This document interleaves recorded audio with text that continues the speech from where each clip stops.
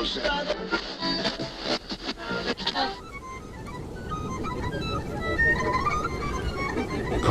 to you from the desert.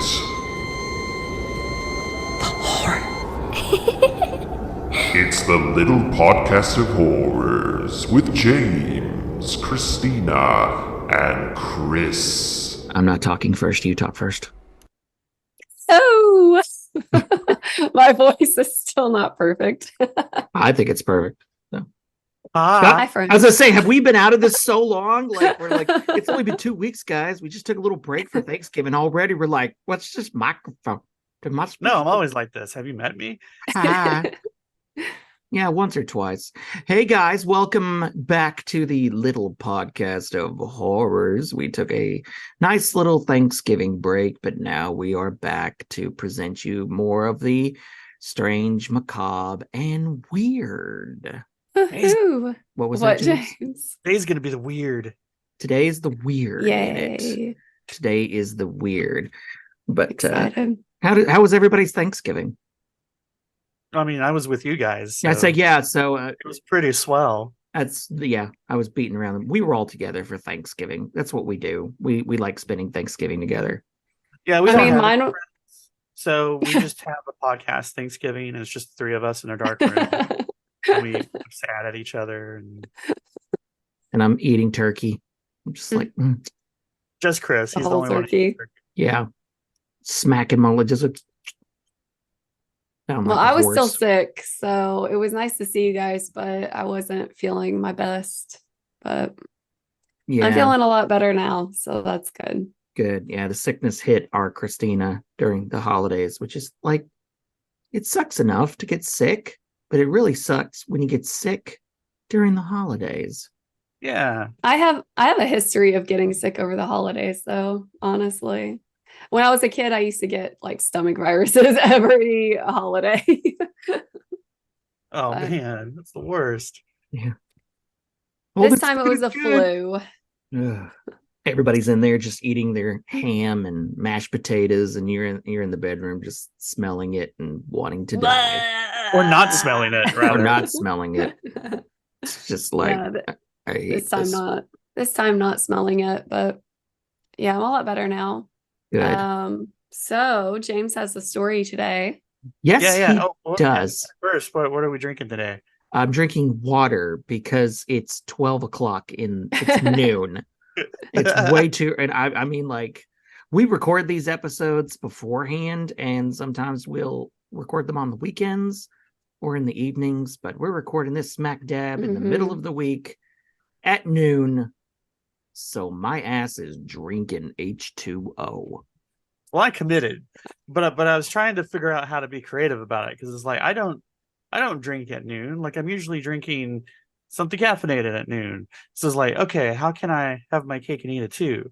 So what I did was I made an Earl Grey old fashioned. So I made some Earl Grey infused syrup, and then used that as sort of a makeshift, customized simple syrup for the old fashioned. And so I've got my drink, but it's also got some black tea in it for the caffeine. So I'm cheating. How's it That taste? sounds good. That's a good question. I've done it a couple times with varying results, but today is a pass. He did it. It worked. Well, cool. Yeah, that Usually- sounds fancy. Usually just get my caffeine and booze. I just boring, and I do bourbon and Coke. But you got fancy. Big shocker there. My wife was out of town a couple of weekends ago, so I needed something to do. So I was like, well, I'll teach myself how to make some fancy syrup, because you make the syrup and then put it in like a jar, seal the jar in your fridge, and it's going to last you for like, a good while. So the syrup's going to stretch over many a drink. Now I'm wondering if, like, all those times that Captain Macabre was like Earl Grey, hot, it was actually like booze infused Earl Grey, because he's like, I'm not flying this ship sober. You are the bridge number one. Well, I'm on my lunch break, so I'm drinking a La Croix sparkling water. It's pamplemousse. ever back in the 90s watch that show Forever Night? It was like the vampire. It was like a remember that. vampire cop show. Well, the guy who made the main characters. The show is about Nicholas Knight, of 800-year-old vampire who is trying to, I don't know, save his soul and redeem himself for all the evil he did as a vampire. But his master was LaCroix. So anytime somebody's like, I'm drinking Uh-oh. LaCroix, I just think of that show every single time. So The Cross, huh? I guess. Ironic name for a vampire. I know, right? Well, take it away, James. Let's begin. Let's begin the weird. What did Rob say? What was that quote? Let the weird take you, or Yes, it was something like that. And I could tell you off the top of my head had you not asked me. well, you wouldn't tell me if I didn't ask. 'Cause that's how my brain works. I only remember things when I'm not required to remember them. We'll go ahead and assume it's something like "Let the weird take you." Take it away, James. Okay, so we had after I did the Ark of the Covenant Pew Pew Death Laser, we followed that up with a poll for listeners to choose the next topic for me to do. And you have spoken, listeners, and you have spoken in favor of talking a bit more about that mysterious Pyramid of Giza. See what's up with that. Woohoo! How about that pyramid? How about that Giza? Let's talk about that Giza right there. Yeah. So if you've been, assuming you're not, binging our podcast all at once, and you've been listening to these as they come out, it's probably been a hot minute since you've heard the Ark of the Covenant. It's been a hot minute since I did the Ark of the Covenant. So let's do a quick little recap about what we talked about and how it led into this. Last time on Little Podcast of Horrors. Last time. So, Pyramid of Giza. It's one of the remaining 7 wonders of the world. How come it's a big old fancy pyramid serving as a tomb, but it's got no bodies in it? No one's in there. Why is that? Great question. Yeah. So the pyramid was built for Pharaoh Khufu, but as previously stated, Khufu ain't there. Khufu that you do so well. Yeah.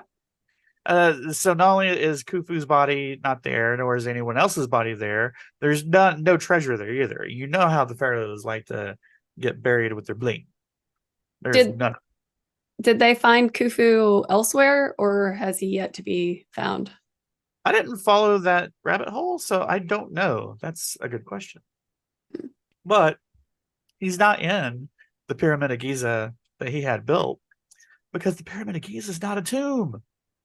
It's an electrical power plant. What? Yeah. You know. So, some notable things about how this pyramid's built, in lieu of us now knowing it's an electrical power plant, obviously. It's covered in limestone, which is a great insulator. Its tunnels are lined with granite, which is an electrical conductor.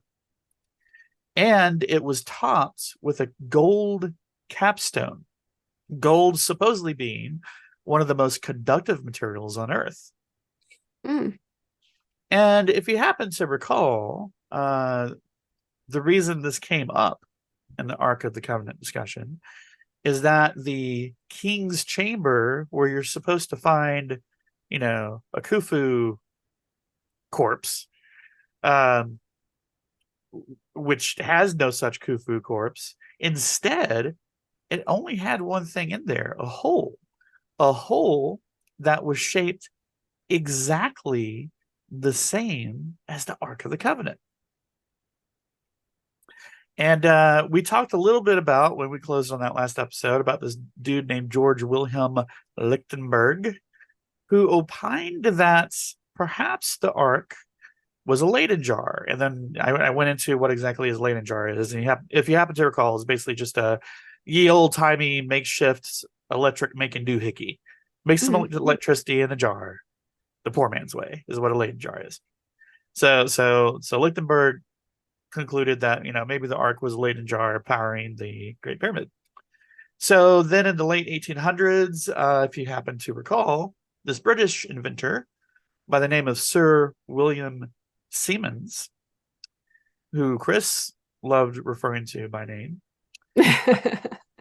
Oh Siemens, yeah, Siemens and his boys. Siemens claimed- and his boys swimming along, trying to find. So yeah, go ahead. Well, they didn't swim; they climbed. These Siemens climbed.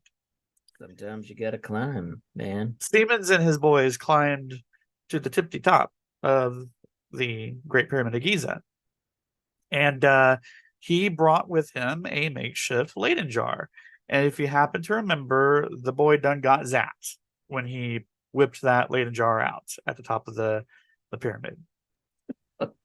So some electrifying happened. Some electrifying semen happened. Oh yeah. Oh Lord. So we followed all of those converging points to reach the conclusion that the Ark of the Covenant at one point powered the Great Pyramid of Giza. And so here we are today. Yay. So first of all, The end. That's it. and there's nothing more to say about it. So before we talk about the pyramid specifically, I just want to say a quick thing about the idea of ancient tech in general. So what a friend pointed out when I was talking about planning this episode that kind of one of the problems with a lot of the ancient aliens, you know, theories and stuff is you know, maybe albeit unintentionally, but it has a little bit of lining of a little touch of racism, if you will. Because if you think about it, you know, if we look about you know, when we're talking about ancient people, not only are we talking about people, you know, before the Enlightenment, but also usually on the other side of the planet from here in the, you know, great United States of America, and they tend to be a bit of brown folks. So when we hear about ancient brown people having ancient tech, we tend to go, nah, we get the. I think a better explanation would it be more likely aliens. Yes. I always think about that on Ancient Aliens, not necessarily the racist aspect. That's actually a really good point. But I've always been like, why do we give them no credit? Like, we just have to strip them of all credit and it has to be aliens. It has to be aliens. So I'm happy. That makes a lot of sense. I'm happy to report that there are no ancient aliens to be found in this telling of the story. And this one, this is some legit ancient tech that some ancient people figured out on their own. No ET's assistance required. Sorry, Elliot. So as an example that I want to reference is so one of the sources I referenced for this was a site called The Universe Inside You, and they put out, I think it was a rather good argument that perhaps humanity's intellectual evolution isn't linear. So that rather there's likely some lost tech out there. Perhaps we had some jumps forward. The tech got lost in whatever war of the moment. This was called The Universe Inside You. Yes. Stop it. I'm just saying the autobiography now. Let me put my universe inside you. Well, I mean, that's why I learned about Siemens. So anyway, I think that's a pretty good argument, and it fits with what we're talking about today. So as another example of some really interesting example, and I kind of want to dive into this on its own later if there's more to be learned about it. There's this thing called the Baghdad battery, aka the Parthenon battery.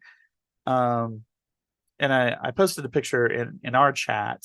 If you want to take a look-see, and we could post it on our Instagram and elsewhere as well. But the Baghdad battery, so named because it was found in Baghdad, it's a combination of three artifacts found in Iraq in 1934. The three artifacts consisted of a ceramic pot, a tube of copper, and a rod of iron. When the three artifacts are combined, and again, the picture is a really good reference for this. When you combine the three artifacts with acid as a kind of a conductive element, or rather, you could combine the three with acid to make a battery, an ancient battery, basically. Somebody has replicated kind of the general concept on their own. They did it with grape juice. So this is at least in my opinion, this is a pretty compelling argument that somebody actually whipped up a ye old battery over You there in said Iraq grape once upon juice? a time. Yeah, that's what I was gonna be like. Oh, Wow. Okay, grape juice. Yeah, so it's pretty impressive that there was a electric conducting battery built because these artifacts are more than 2,000 Yeah. years old. So that's a good long time wow. Yeah. before anybody flew a kite, if you will. So Long I before Benjamin Franklin. right. So no Martians involved. This is just people in Baghdad figuring it out on their own. Mhm. Just being All right. super smart. Being super smart, smarter than I am, that's for sure. Right. I can't Dude. build any batteries with anything. No, either. No. I buy them, Half the time I'm buying the wrong ones, and I'm like, why won't this fit? right? No, that's a wrong size battery right there. That's a AAA. I need a AA. I So with definitely that- did almost break my thermostat by inserting the batteries in incorrectly. Like it started smoking. So yeah, Nice. no genius over here. Oh, I should say, I meant to say this earlier. I should say, as a obvious disclaimer, I'm neither an archaeologist or an electrical engineer, so I can't speak to the veracity of any of the claims Wait, what? made in this episode. Because Get the- hell if I know. Get the hell out of here. So anyway, I bring up the Baghdad battery just to kind of lay a foundation that there is some good arguments out there for some ancient tech. So with that in mind, let's talk about Giza. Yeah, let's talk about that Giza. So the pyramid was built around 2560 BCE under Khufu. Khufu was pharaoh of Egypt's Old Kingdom. And side note, Khufu himself, like apparently his life and his death both are like chock full of their own mysteries to follow. So he could potentially be a episode of himself. Herodotus, a contemporary of the time, portrayed Khufu as cruel and oppressive, so he was a bit of a jerk. Who would think? Who would have thought that? Egyptian pharaohs. They're all such nice folks. With their slaves and Right, because our pal Khufu, he used 20,000 workers a day yeah. to build the pyramid. Dang. Actually, I wanted to make a point not to say because it's kind of knee jerk nowadays to say like when Khufu built the pyramid of Giza. It's like no, he didn't. It's like all the slaves and dudes he whipped into building it. They built it. So like saying like giving Elon Musk credit for building Teslas. The guy hasn't built a car in his life. Oh, right. Yeah. So, but yeah, 20,000 workers a day to build this sucker. Even with that in mind, historians do not know exactly when, if I'm not mistaken, but more importantly, how it was built. That's why it's one of the seven wonders. It doesn't really make sense how it was pulled off that long ago. So, an interesting thing, and I kind of mentioned it in passing a moment ago, the pyramid is full, like chock full of all of these angled tunnels running throughout it that lead both into the pyramid and also deep underground underneath the pyramid. So it's quite the maze in and down under it. And to this day, a lot of those tunnels are yet to be explored. Some of them have, but a lot remain untouched. So Khufu could still be in one of these chambers. Possibly. Sure, I guess that they just shoved them in a tunnel. Well, they did that a lot. Like from what little I remember of art history in college, we talked a lot of we spent a long time talking about like the necropolis and the pyramids of Giza and like inner chambers and You know, like they would build because they were worried about grave robbing. Yeah. And so they would build, like, from what I remember, a lot of these different, like, they would build like a lot of chambers to kind of throw off grave robbing. Yeah, and they're still finding chambers, and if not chambers, just generally hollow spots inside the pyramid. Like just recently, they've found another one. So there's a lot yet to be discovered within and around Giza. So why does a tomb need a whole maze of underground tunnels? Why do you think that?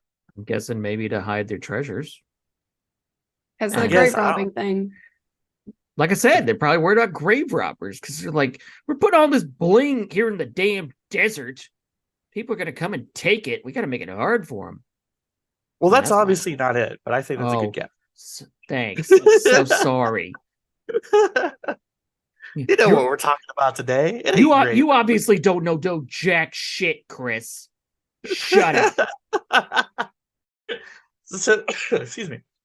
So another interesting little factoid about this tomb, it had 20-ton doors that would swivel open at the mere push of the hand. Just some 20 impressive engineering. I'd say 20-ton doors that you could easily just open. Yeah. Yeah, that's pretty cool. Damn. Now, what's weird about that, other than, you know, they're 20 tons you could easily push open, is Egyptian tombs aren't typically built to be particularly accessible. Think about this as like you know, this would be like not burying grandma's coffin so you could keep opening it to check in every so often. Hey, You don't do Grandma, that. I love you. Kiss, kiss. Oh shit, her nose fell off. Somebody, Jethro, get the super glue.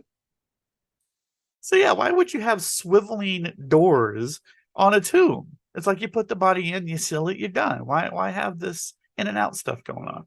That's All true. right. You might want to like make them harder to open if it is to deter grave robbers, huh? Right? Yeah, it seems more like, come on in, sit down a while, check out the corpse of Khufu. It's gonna be a great time. Push those 20-ton doors open. Sit that ass down. Put on some bling. So as I mentioned earlier, the pyramid had a bunch of limestone, right? So more specifically, the pyramid used to be, and is no longer, covered in light polished limestone, let's say referred to as casing stones. What's interesting about this limestone outer covering, the stones were cut perfectly so as to make the overall surface look both flat and smooth to the touch. Which, if you think about cutting stone, especially like back then, that's no small feat, especially for an entire pyramid surface, right? This also had the effect of making this outer layer of the pyramid highly reflective and particularly insulating. Somebody gets up Oh. in the morning, they're all like, "This is my beautiful new house," and then they're building the pyramid of Giza, and it's like every morning now, it's just like blaring sun reflected back. It's like, oh my god! Like how many people were just cooked during the construction of that thing? Damn you, Flash Khufu! fried. Had a beautiful Oh, view they of had the desert. sunscreen. So you might notice that it's no longer covered in limestone. And that's because in 1303 there was a big earthquake, and that earthquake wrecked the limestone. So what remained was just removed for reuse and other things. They reused and recycled the limestone. Wait, so what is it now? Wait.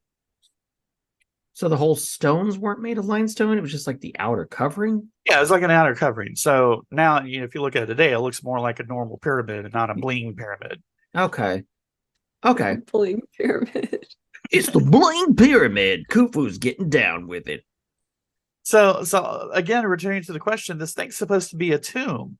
What is the deal with all this reflection and insulation? Why would you want a tomb of bling? Are you trying to keep the mummies snug and warm inside? Maybe Khufu was just trying to start a dance club, you know? It's like, come on, man, let's go down to Khufu's, you know? Let's kick it. Yeah, man. That Pharaoh, man, he's got some moves, dude. Maybe we're going about this wrong. Maybe when my time comes, I should just have instructions to have myself entombed in a mausoleum, and the mausoleum have a big disco ball in the roof. There you go. You Y'all change your come and have you- raves. you change your Yeah. funeral ideas all the time. Can't There's so keep many up. great ones. There are but we're not going to know what to do when you die. We're just going to be like, do we put him in a tomb with a disco ball? Do we set him on fire while hoisting him over the coffin? Do So we a build- weekend at Bernie's thing. Yeah, Take him on Oh yeah, vacation. definitely the Weekend at Bernie's thing. yeah. Do we book him a flight and then like put him in an Aquaman costume and then throw him out Yes, into traffic? yes, all of the above. So anyway, back to our maze of tunnels. Those tunnels were lined with granite that I referenced earlier. And as I mentioned about conductivity, granite is apparently a wee bit radioactive. Not like, give yourself chemotherapy radioactive, just a wee bit. Just a harmless wee enough. bit. Okay. So granites, if my sources be trusted, because I'm no rockologist, granites includes in its composition a bit of quartz and metal, which is a good conductor of, if I'm pronouncing this correctly, piezoelectricity. Now, I don't mean a piece of electricity. I'm not being Italian. And I don't mean pizza electricity. That's an entirely different thing. Mhm. Let's see. I actually pulled up an explanation of it. So piezoelectricity is basically, yeah. So the way piezoelectricity works in layman's terms is basically there are certain materials out there that if you put a lot of pressure on them, they will generate electricity. Oh, okay. So it's similar with the dolomite that I mentioned. So dolomite, the pyramid is also constructed of some dolomite, and it's a similar. You add some pressure, you get some electricity. So for example, I didn't know this, but this is why you can charge wristwatches that have quartz in them by shaking them. Oh, What? that's neat. Oh wow. That's piezoelectricity at work. That's cool. I should have given another disclaimer. We're gonna have some science lessons today, kids. Science, This is the first of a number of them. technology, granite- industry, shaking Men's- things and men's making them adjusting. work. Oh man, you have forgotten your MST3K No, quotes. no, no. I was changing it. I know. I remember Oh. it's science, technology, industry, men screwing things in and adjusting them. Yes, exactly. Okay, so granite also ionizes the air, which further increases conductivity. We've got a lot of components that do a lot of things with electricity going on in this pyramid. So, all this to say, all this stuff going on with the materials. So, when electrons are granted the means to pass rock, via metal wires or whatever, you can get a lot of electricity moving. You got pressure on rocks, you're running electricity past them, you got some power going. So the pyramid's various stones are held together by 500,000 tons of mortar. We cannot figure out to this day how exactly they pulled that off the way that they did it.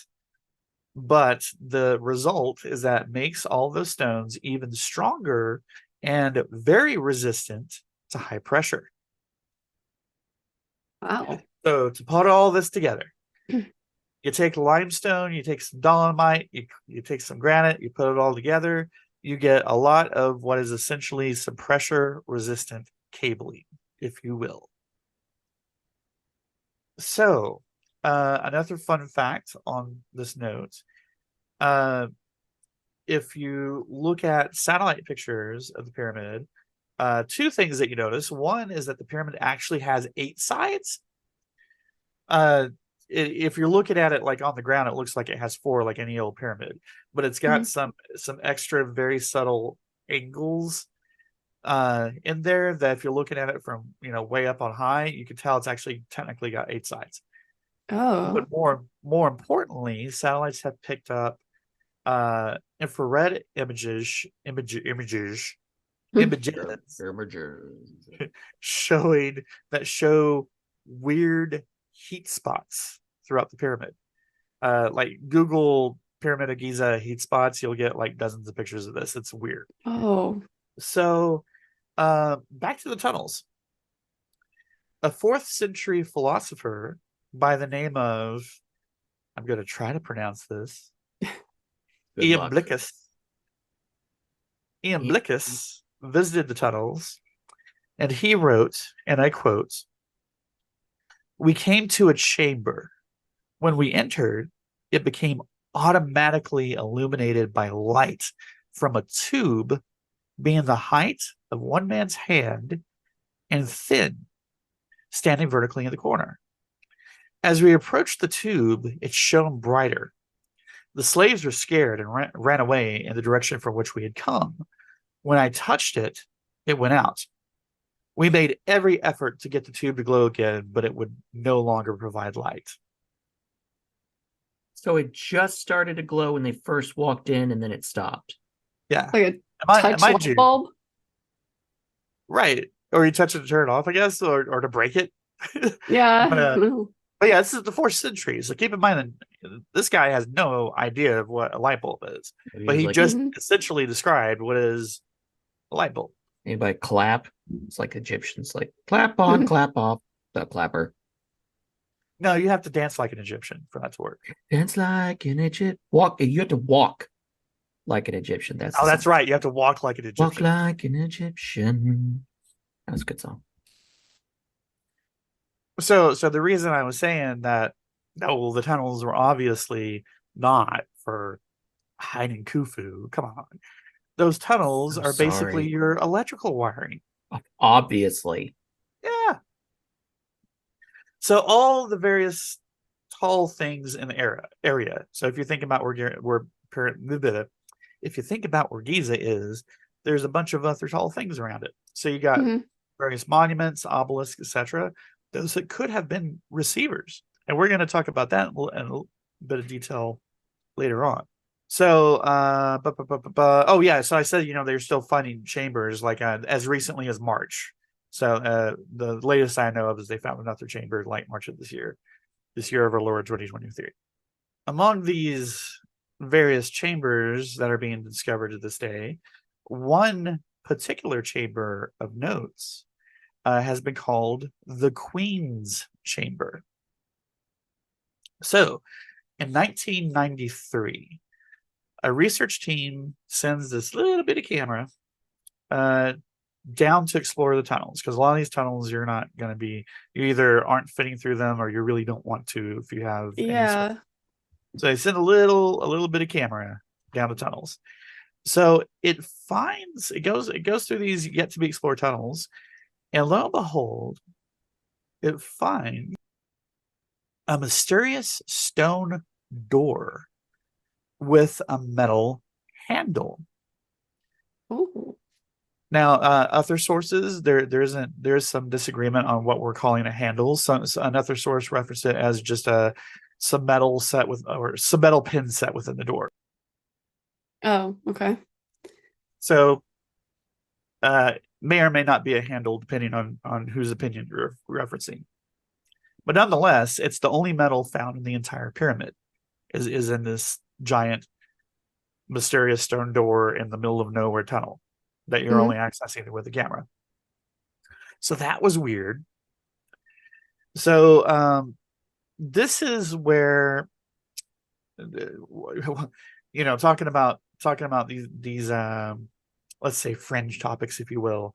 It's if you ever do this on your own, kids, cross-check your sources. It's really important because if you single out a source and just go by it, you're going to get some weird stuff. So one point of disagreement, for example, was some of the sources I referenced called this door that they found like the Queen's Chamber itself. but that's not correct. The Queen's Chamber proper is actually 63 meters away. That's, I guess, close enough, whatever.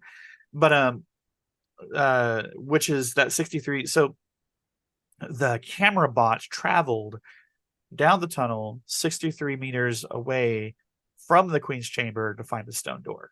So, and if I remember the images correctly, it's like you can only access this tunnel from the Queen's Chamber, and that tunnel only goes to this mysterious room.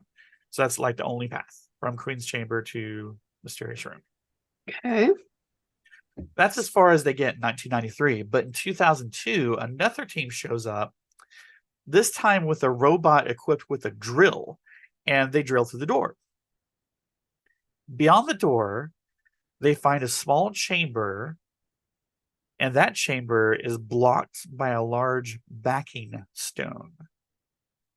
Not an easy room to get into.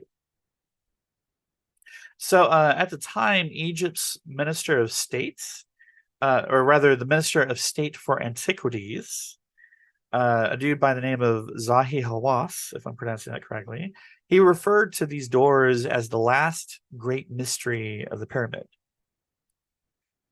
Fast forward again, 2011, round 3. Yet another team shows up, and they use a micro snake camera, and they get further through, and they find red hieroglyphs in the room that featured symbols and diagrams, or what one might say are instructions and a wiring diagram. No way. What? Do we have pictures of these? I don't, but I do believe I saw some while I was reading through this stuff. So Oh we my gosh. need to double check and see if we can grab those. Yeah. Now, mind you, I don't expect that they're going to be particularly good pictures because it's not like they could send a photographer in there. It's a little snake cam doing the work. Sure. But But still, that's exciting. yeah, we got ourselves a wired diagram. So let's tie these two episodes together again. So we have a pyramid with a hidden room, the well secured hidden room with a electrical wiring diagram, with another room that's missing a corpse and instead had an Ark of the Covenant shaped hole. Okay, so remember how I said in my previous episode how God gave Moses instructions, like detailed instructions on exactly how to build the ark, and not only the ark but the tabernacle around it. Yes, like Yeah. IKEA instructions. Yes, the holy IKEA instructions. And also remember I cited this theory that perhaps Moses and his boys stole the ark from Egypt on their way out. So this all comes together to suggest that the Great Pyramid of Giza was just a giant old electrical plant, the Ark of the Covenant being its big old battery, and it even had IKEA wiring instructions in one of its chambers, and Moses just heisted it all on his way out of Egypt and then said God gave it to him. Later, suckers. Good job building that whole big thing for nothing. Now, at least from the sources I was looking at, supposedly actual real deal Egyptologists, they claim that just the room serves no purpose. It's just there, big door and all, for no reason. Okay. Just for funsies. Suspicious science, very suspicious.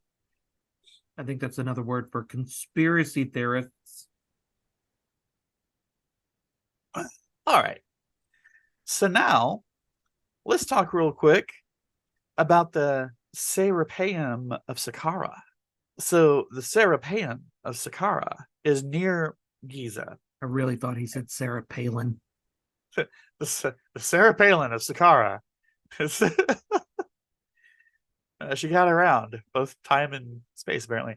Now the Serapeum, that's how you pronounce this, of Saqqara, is near Giza, hence why it's relevant. It's located in Memphis, not Tennessee. We're still in Egypt. and it's part of the larger. It's part, it's no Elvis sightings. The Serapeum is part of the largest Saqqara necropolis. So Saqqara is like this big old necropolis. Which prior to this, by the way, I never thought about necropolises. Isn't that a crazy thing? Like just a big old necropolis. That'd be City a of the thing. Dead. Yeah. So this was all built around 1300 BCE by Ramses II, and by Ramses II, I mean like all his slaves and folks. Sure. And it was later discovered in 1850 by Auguste Mariette upon finding the heel of a sphinx that was poking out from the desert dunes. Nice. So once uncovered, they found that this necropolis and the Serapeum within it features this entire maze of tunnels. But what's really interesting is that these various tunnels are home to 25 large granites. Remember, granite's coming into play again. Large granite sarcophagi. Each sarcophagus is 70 to 100 tons. And each one has about a 30-ton lid. Whoa. That's some big damn coffins. Right. Why would you want coffins that big? Well, the answer is holy bulls, if you will. Holy bowls? Bulls, male cows. Oh. I was Okay. like, okay. This is where my own allergies are sabotaging my episode today. So the full necropolis itself is actually full of like various catacombs, and they had burial vaults for various kind of animals. But most of these sarcophagi, these boxes, are made primarily of rose granite from 500 miles away. Okay. Oh, that's a trick. Right. And it also includes diorite that's from even further away. Now, if you look back to some of the pictures I posted in our chat, what's interesting about these boxes, these sarcophagi, they are built extremely precise in terms of geometry. So the pictures that I'm looking at show some dudes with some 90-degree, triangle rulers, like showing like these are perfect. The corners are like perfect, precise 90-degree angles. So this is some precision geometry with some really big material. Not an easy task. Science, geometry. So obviously each box is too big and too heavy to transport through the tunnels. How'd they get there? I mean, just getting it there, period, is one thing, but getting it through tunnels? Come on. Well, maybe they built it around it, or Well, even if they did, transporting the raw materials. I mean, those tons. yeah, that's nuts. And what makes it crazier is the sarcophagi. The sarcophagi are built into the structure itself, so it's part of the architecture. That's just, I can't even fathom. You know what else you can't fathom? They're almost perfectly flat within a 10,000th of an inch. Whoa. Perfectly flat. So, as you may have surmised, the coffins are too large for people. Archaeologists came to the conclusion that they were for, I said, holy bulls. More precisely, the sacred bulls of Apis. Not sure how I pronounce that. Apus. The Apis cult. So these bulls were considered to be manifestations of the god Ptah, Ptah. Maybe it's Ta, maybe the P is silent. I like Ptah myself.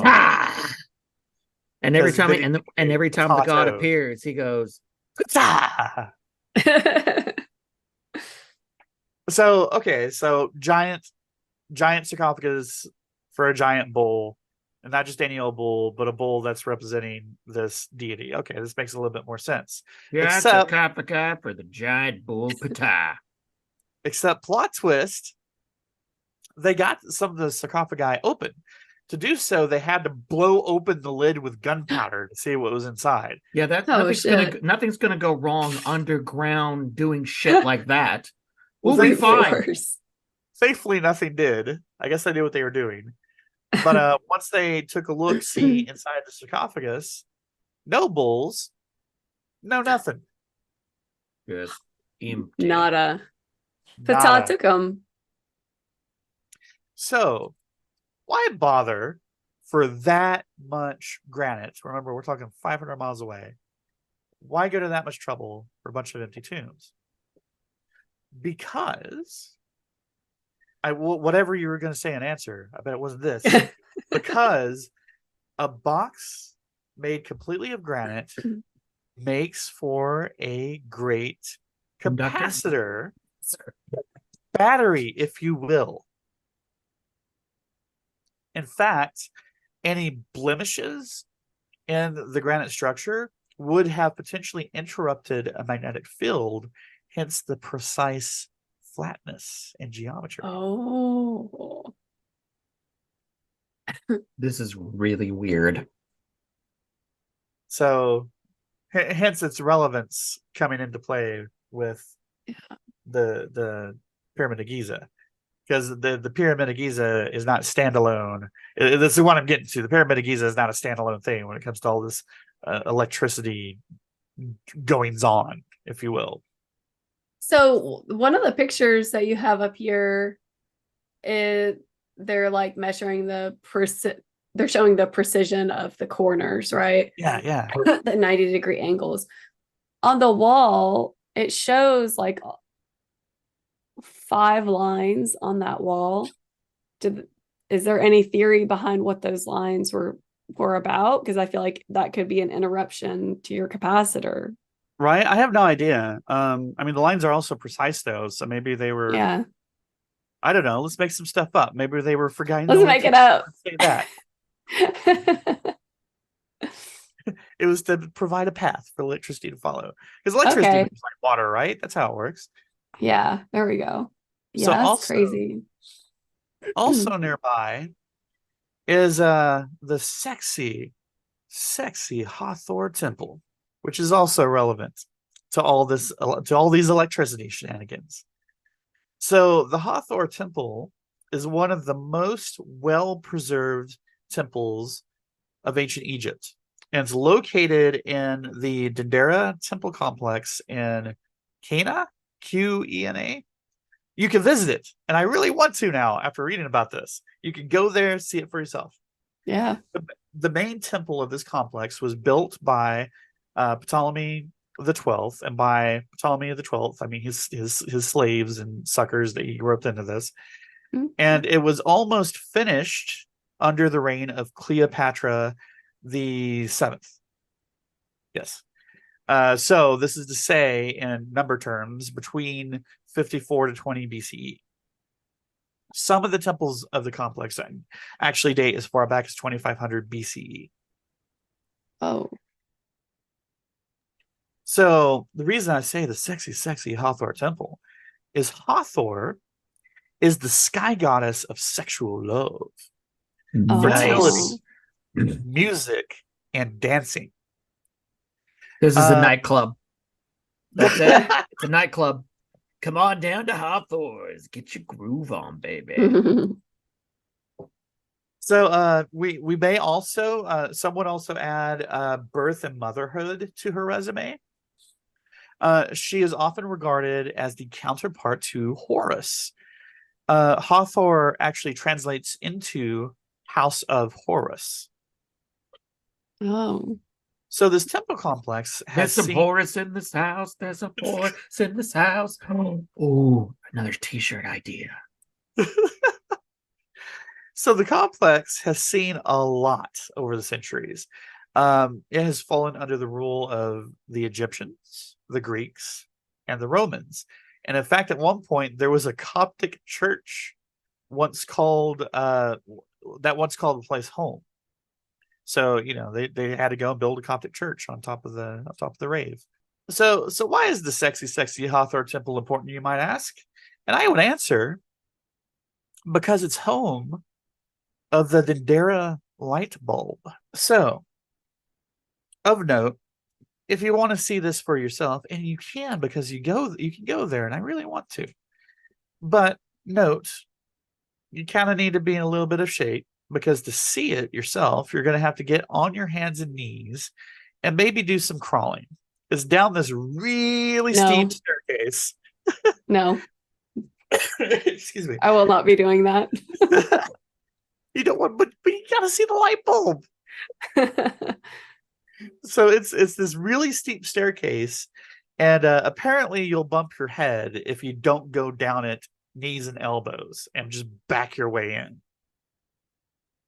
No, fuck that. Fuck that. Yeah, You can that try it, sounds. but I mean the risk the risk is your own to take. I'm just saying. That sounds like a claustrophobic nightmare. Hmm.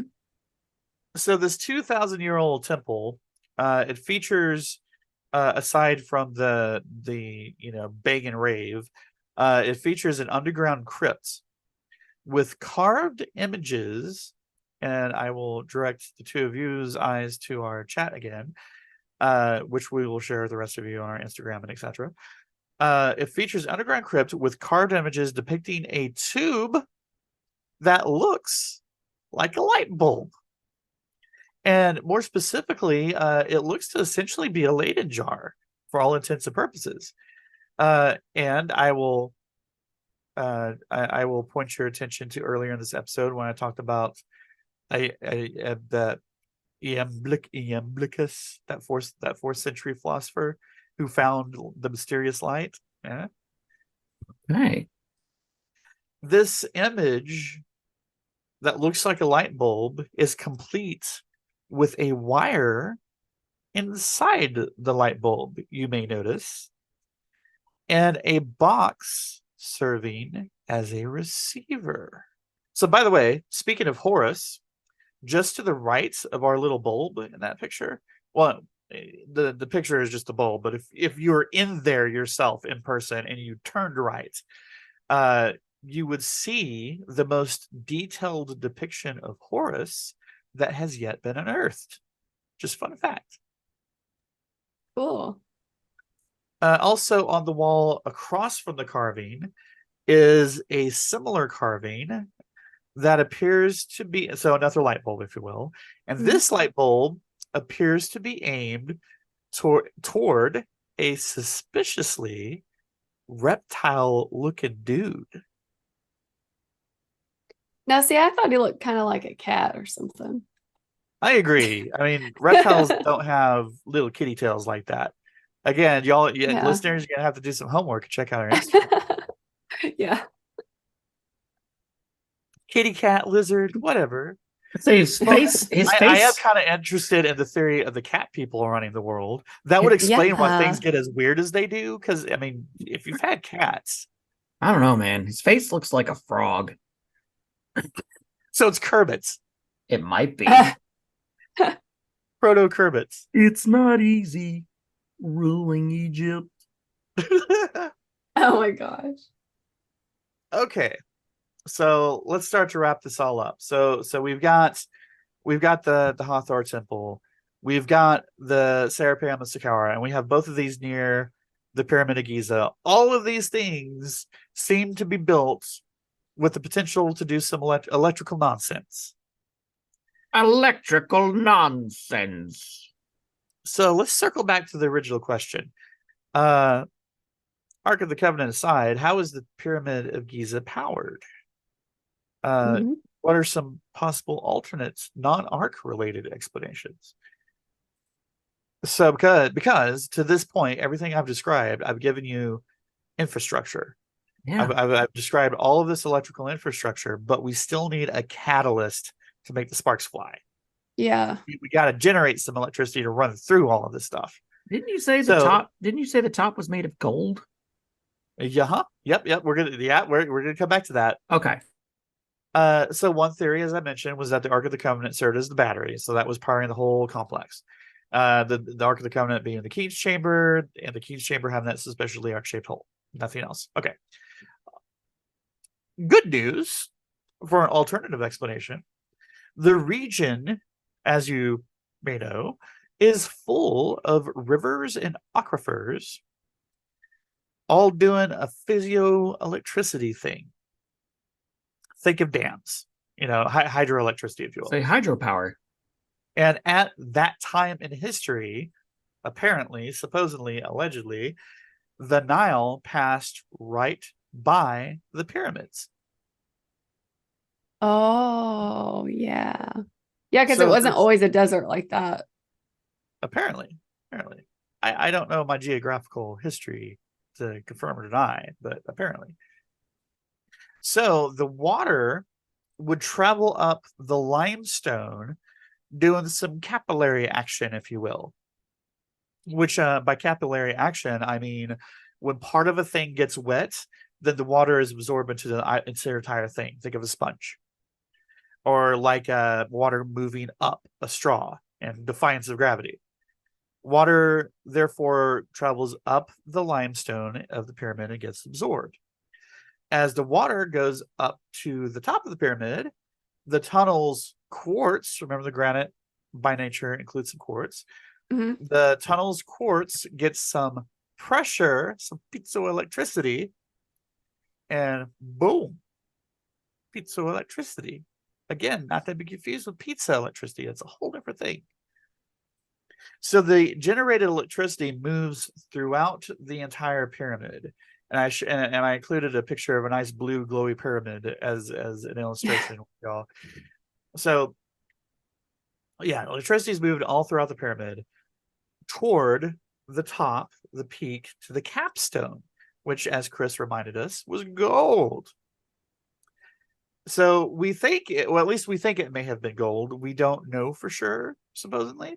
But gold would have directed the energy upwards into the ionosphere. Also, allegedly, with that in mind, the pyramid, and I really want to see some more details on this because I'm really curious about this point. But supposedly the pyramid is geographically located at an exact point. Excuse me, at an exact point that magnifies the planet's electromagnetic forces, where Thalia recurrence is strongest. And I say that with a question in my voice because the video I was watching in one of my references that talked about this specifically didn't have a written script that I could find, but it sounded like they were saying Thalia recurrence, and then I went googling for like what's a Thalia recurrence. I couldn't find jack. So I don't know. Maybe it's something they made up. Maybe it's nonsense. Whatever. But all this to say, it's at a pristine point for from planetary electromagnetic forces being happy. Electricity being hydrogenerated moves up the pyramid to the capstone, shoots into the ionosphere. So at this point, all of this and the capstone shooting upward, wireless electricity. Oh, okay. So if it's wireless electricity, is it like powering homes or like what? The entire what's area. a power? Just it was a power plant. So it was wirelessly, and this is why we see electrical references and things in the surrounding stuff. Because there's, like I was mentioning, the other like tall objects could be in receivers. But yeah, it's a wireless electricity power plant powering the entire area. that's Okay. crazy. I think I found it. Teratiary, or Tertiary, getting head of reoccurrence. Teratiary or Teratiary or something like that. So if any of you listeners do a science, little podcast horrors at gmail.com. Yes. Share us your Yeah. science. Because I don't So, know. I'm not I mean, electrical. we have to run electricity through all these wires and shit, but they wouldn't need that with this wire. Like, it's like that Wi-Fi, except it's their electricity. Well, you know what Yeah, that sounds. yeah. You know what else that sounds like? Yeah, do you know? Go ahead. Tesla. So let's close this up and lead into a potential future episode, another one. So Nikola Tesla was all about the pyramids in Egypt. This got his interest something fierce. So let's take a moment to talk about some Tesla. So, September 1897, our boy Tesla files a patent based on his idea that at 30,000 feet altitude, a rarefied stratum of air could conduct high voltage currents. The patent involved a tower serving as a transmitter, sending millions of volts into the atmosphere. A device would then receive the electricity, then reduce the voltage so that people could safely use it. Then, in the final week, so that was patents in 1897. So fast forward to the final week of July in the year of our Lord 1903. Tesla's neighbors said that they saw Tesla pull it off. Tesla said he claimed that it lit up the sky, and this is quoting him directly, it lit up the sky as if it were a giant fluorescent tube.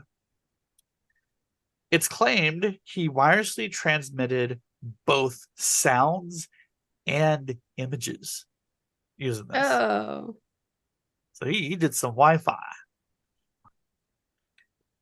Unfortunately, none of this can be proven because all the evidence was very purposefully destroyed. The government confiscated all his stuff and they demolished the tower because they said, the government said, that tower was being used by German spies. So they had to tear it down. Uh-huh. So this could have been like free. Is that kind of where we're going with this? Like the government destroyed it because they can't make money off of it. Clean, Exactly. free energy. Alternating Yep. current. AC current. Yep, Is this the that same goes- thing? Oh, sorry. I don't know. Go ahead. I was gonna ask, is this the same thing that they say caused the Tunguska event or whatever? Oh, in Ooh. 1906, the Tunguska event. No, they believe that was an asteroid that exploded. Oh, It was in that was in Siberia. oh, okay, Uh, okay. Never mind. Yeah. So, this tower that's now lost to history operated off of the same principles as the Pyramid of Giza. That is really cool. That is so neat. So, so to bring this to a couple of final points. So, in 1905, Tesla filed a patent titled "Art of Transmitting Electrical Energy Through the Natural Medium," which featured a design Tesla dubbed Tesla's electromagnetic pyramid. The plan: Tesla would build his own pyramid structure to shoot energy up into the atmosphere to be picked up by various receivers worldwide. Unlimited Oh, free wow. energy for everyone, everywhere. That is probably eco-friendly, like not fucking up the planet. Right? So it begs the question, was Tesla recreating the Ark of the Covenant powered Pyramid of Giza? So in 1915, he published an article. This is really interesting. His article is entitled "The Wonder World to be Created by Electricity." In this article, Tesla said, and I quote, "Moses was undoubtedly a practical and skillful electrician far in advance of his time. The Bible describes precisely and minutely arrangements constituting